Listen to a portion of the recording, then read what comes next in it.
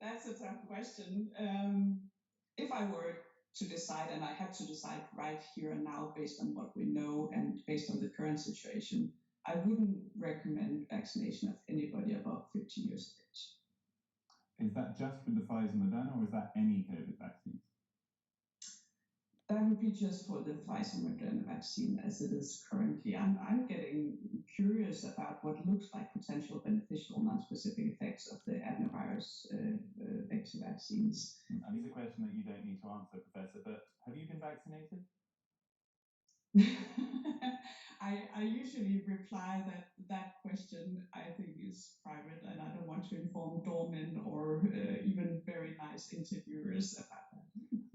If in a theoretical scenario, if you had children who were in their 20s, you would presumably not recommend that they took the Pfizer Moderna? No. Neither of the vaccines. I wouldn't think that was. Of course, that comes from decades of studying non-specific effects of vaccines and realizing that vaccines, that the protective immunity against the vaccine disease can come at a high price. With the unknowns in relation to the new vaccine types, I would be on the safe side of things and say that as long as your risk of severe COVID is low, then I wouldn't run the risk of taking a new vaccine which hasn't been tested for its overall health effects. And final question for you, Professor.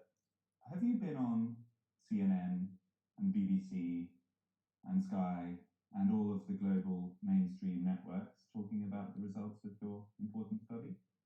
No. Interesting.